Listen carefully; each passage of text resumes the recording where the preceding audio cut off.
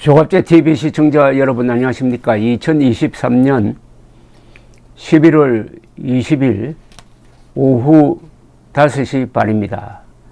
아무리 총선을 앞두고 정치판에 혼이 팔려 있다고 하더라도 문재인 5년의 반역상에 대해서는 절대로 잊으면 안 됩니다.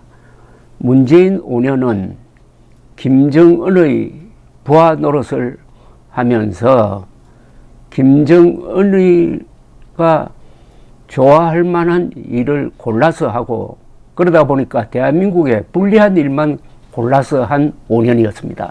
그 수많은 사례 중에 딱 두 개만 든다면은 수도권 상공에 대한민국의 압도적인 공군력을 투입하지 못하도록 한, 말하자면 9.19 군사합의입니다. 우리가 전쟁을 쳐서 항복하면 그렇게 해야 되지만 항복하지도 않았는데 수도권 상공에 우리가 자랑하는 최신의 공군력을 투입하지 못하도록 딱 묶었습니다. 누굴 위한 겁니까? 바로 김정은을 위한 서비스였죠. 또 하나가 있습니다. 세계에서 가장 안전하고 가장 효율적인 대한민국의 원자력 산업을 망가뜨리기 위해서 탈원전 정책을 편 겁니다. 우리나라 원자력 발전소는 그 설계가 워낙 잘 돼 있어 가지고 일본의 후쿠시마 원전과는 비교할 것도 안 됩니다. 그런데 후쿠시마 원전 사고가 났다고 해 가지고 그걸 과장을 해 가지고 천 몇백 명이 죽었다는 엉뚱한 거짓말을 하면서 탈원전 정책을 선언했던 게 바로 문재인이었습니다. 그런데 윤석열 정부 들어서고 나서 그 탈원전 정책에서 벗어나는 탈원전 정책을 펴는데, 이 문재인 정권의 잔당이라고 불려야 되겠죠. 이 민주당이 사사건건 그걸 방해하고 있는데 드디어 국회에서 이런 황당한 짓을 했습니다. 원전 예산 1820억 원을 삭감하는 단독 의결을 했습니다. 이게 완전히 민주당이 지금 국회 독재를 하고 있다는 구체적 사례가 오늘 또 하나 나왔습니다. 오늘 국회 산업통상자원중소벤처기업위원회 전체 회의에서 더불어민주당은 원전 분야 예산 1820억 원을 삭감한 내년도 산업통상부 예산안을 단독 의결을 했습니다. 여당인 국민의힘 의원들이 불참한 채 열린 이날 전체 회의에서 민주당은 혁신형 소형 모듈 원자로 기술 개발 사업 333억 원을 예상대로 전액 삭감했습니다. 이거야말로 역적질 아닙니까?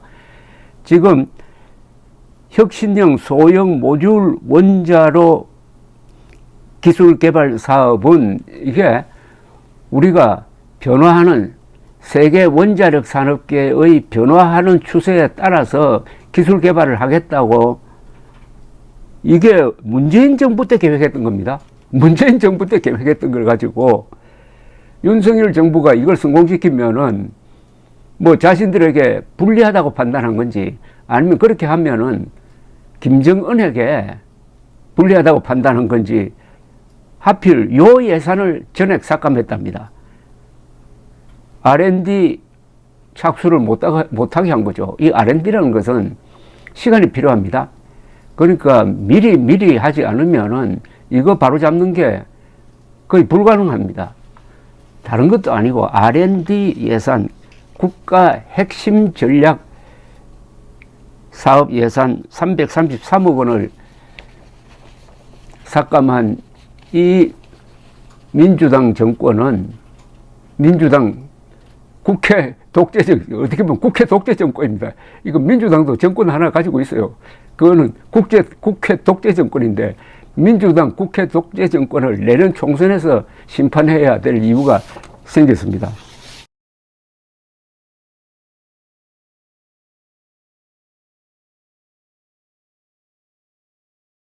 이 밖에도 지난 정부에서 수주 가뭄에 시달렸던 원자력 생태계 복원을 위한 예산 1112억 원, 원전 해외 수출을 위한 수출 보정에 쓰일 예산 250억 원도 잘라버렸답니다. 원전 등 무탄소 에너지 확산을 위한 무탄소 연합 관련 예산 6억 원도 통과되지 못했고 등등. 그런데 늘린 게 있어요. 뭐냐? 원전 예산 가운데 탈원전과 이게 맥락이 맞다고 그래가지고 원전 해체 R&D 사업은 6억 원이나 증액했습니다. 문재인이 탈원전 정책을 펴면서 하도 공격이 많이 들어오니까 한다는 이야기가 원전 해체하는 사업에 참여해가지고 돈을 벌겠다. 그게 바로 원전 해체 R&D 사업인데 요거는 256억 원을 늘렸다는 것 아닙니까? 아니 세상에 원자력 발전소를 짓는 데서 돈을 벌어야지 원자력 발전소 해체하는 사업에서 그게 돈이 얼마 나오겠습니까? 그런데 거기에는 여기 문재인이가 추진한 정책이라 해가지고 256억 원을 늘렸다고 하니까 이런 이 민주당은 제가 비유를 하면은 배를 타면은 선장과 기관장이 이 견제 관계입니다. 그런데 기관장이 선장에 앙심을 품고 기관에다가 그냥 모래를 뿌려가지고 배를 항해 못하게 하는 것과 같은 사보타지 아닙니까, 이거? 자, 여기에 대해서 이제 정치적으로 대응을 해야 됩니다. 이게 뉴스를 보고 사람들이 놀라면 안 되죠. 국민의힘이 미리 이런 짓을 한다고 미리 집단 행동을 해가지고 국민들에게 호소를 해야 되죠.